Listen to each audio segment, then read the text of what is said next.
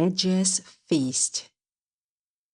Aegir was the ruler of the ocean, and his home was deep down below the tossing waves, where the water is calm and still. There was his beautiful palace in the wonderful coral caves, its walls all hung with bright-colored seaweeds, and the floor of white sparkling coral sand.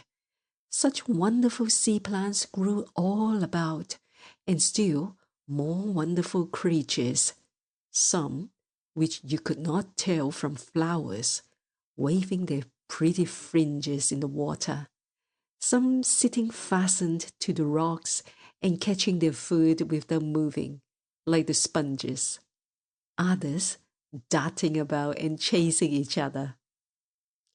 Deep in the wave is a coral grove, where the purple mudlet and goldfish rove, where the sea flower spreads its leaves of blue that never are wet with falling dew, but in bright and changeful beauty shine, far down in the green and glassy brine. The floor is of sand like the mountain drift, and the pearl shells spankle the flinty snow.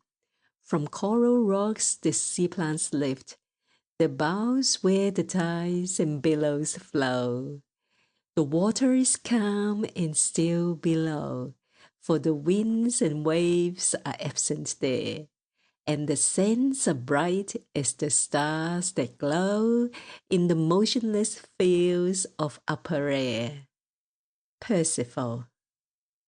In that ocean home lived the lovely mermaids, who sometimes came up above the waves to sit on the rocks and comb their long golden hair in the sunshine. They had heads and bodies like beautiful maidens, with fish tails instead of feet. One day the gods in Asgard gave a feast, and Aegir was invited. He could not often leave home to visit Asgard, for he was always very busy with the ocean winds and tides and storms.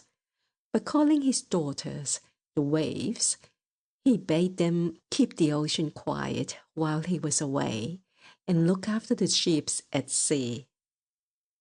Then Aegir went over Bifrost, the rainbow bridge to Asgard, where they had such a gay party and such feasting that he was sorry when the time came to go home. But at last he said goodbye to Father Odin and the rest of the Aesir. He thanked them all for the pleasure they had given him, saying, "If only I had a kettle that held enough mead for us all to drink, I would invite you to visit me." Thor, who was always glad to hear about eating and drinking, said, "I know of a kettle a mile wide and a mile deep. I will fetch it for you." Then Aegir was pleased and set a day for them all to come to his great feast.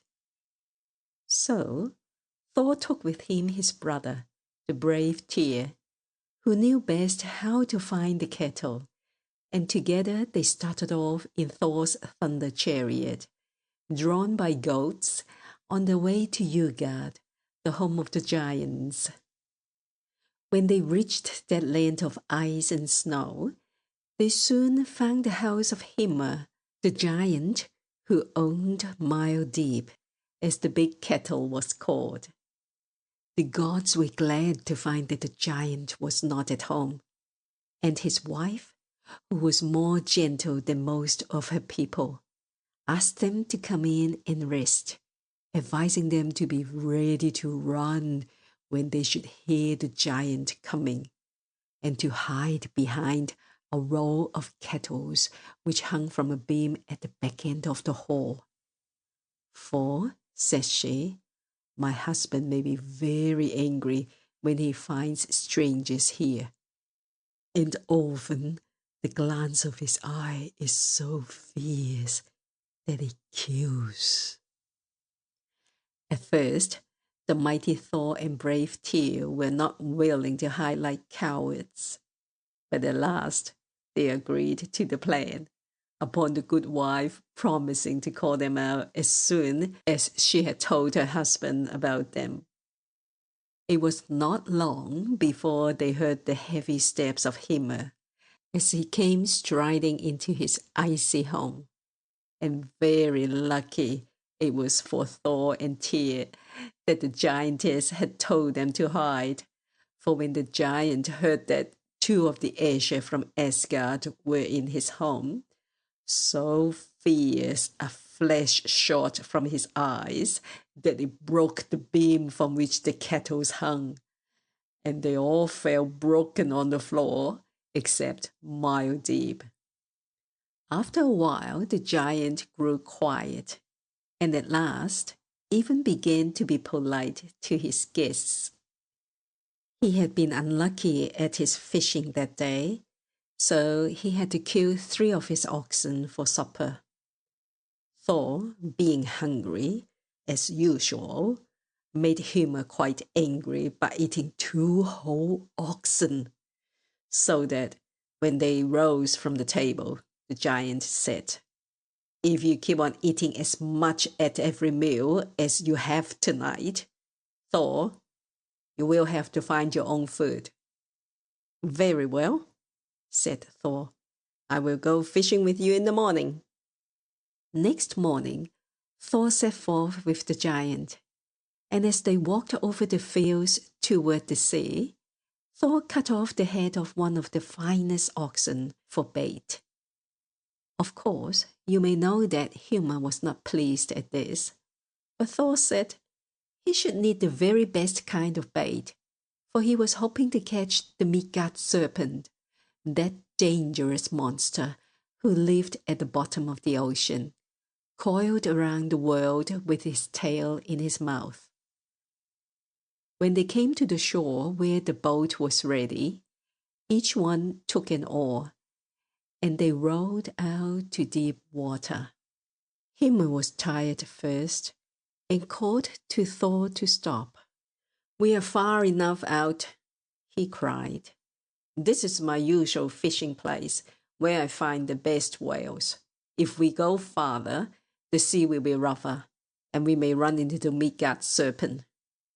As this was just what Thor wanted, he rowed all the harder and did not stop until they were far out on the ocean. Then he baited his hook with the ox's head and threw it overboard. Soon there came a fierce jerk on the line. It grew heavier and heavier, but Thor pulled with all his might. He tugged so hard that he broke through the bottom of the boat and had to stand on the slippery rocks beneath. All this time the giant was looking on, wondering what was the matter. But when he saw the horrid head of the mickert serpent rising above the waves, he was so frightened that he cut the line. And Thor, after trying so hard to rid the world of that dangerous monster, saw him fall back again under the water. Even Mjolnir, the magic hammer, which Thor hurled at the creature, was too late to hit him. And so the 2 fishermen had to turn back and wade to the shore, carrying the broken boat and oars with them. The giant was proud to think he had been too quick for Thor, and after they reached the house, he said to the thunder god, "Since you think you're so strong, let us see you break this goblet. If you succeed, I will give you the big kettle." This was just what Thor wanted, so he tightened his belt of strength and threw the goblet with all his might against the wall. But instead of breaking the goblet, he broke the wall. A second time he tried, but did no better. Then the giant's wife whispered to Thor, "Throw it at his head." And she sang in a low voice as she turned her spinning wheel. "Hard the pillar, hard the stone, harder yet the giant's bone. Stones shall break and pillars fall. He must for it breaks them all. Yet again, Thor threw the goblet, this time against the giant's head, and it fell, broken in pieces. Then Tyr tried to lift the mile-deep kettle, for he was in a hurry to leave this land of ice and snow. But he could not stir it from its place, and Thor had to help him before they could get it out of the giant's house. When Hymir saw the gods, whom he hated, carrying off his kettle, he called all his giant friends, and they started out in chase of the Aegir. But when Thor heard them coming, he turned and saw their fierce, grinning faces glaring down at him from every rocky peak and iceberg. Then the mighty thunderer raised Mjolnir, the hammer, above his head and hurled it among the giants, who became stiff and cold, all turned into giant rocks that still stand by the shore. Aegir was very glad to get mile deep, so he set to work to make the meat in it, to get ready for the great feast at the time of the flax harvest, when all the Aegir were coming from Asgard to visit him. Before the day came, all light and joy had gone from the sacred city, because the bright Balder had been slain, and the homes of the gods were dark and lonely without him. So they were all glad to visit Aegir, to find cheer for their sadness. There was Father Odin, with his golden helmet, and Queen Frigga, wearing her crown of stars, golden-haired Sif, Freya, with Brisingamen, the wonderful necklace, and all the noble company of the Aegir, all except mighty Thor, who had gone far away to the giant land. As they all sat in Aegir's beautiful ocean hall, drinking the sweet mead and talking together, Loki came in and stood before them.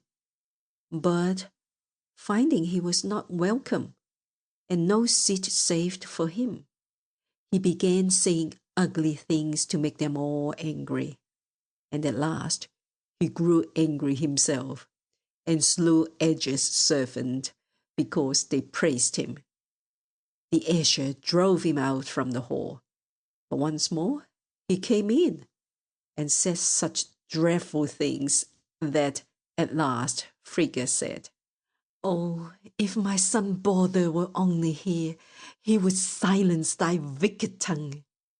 Then Loki turned to Frigga and told her that he himself was the very one who had slain Balder.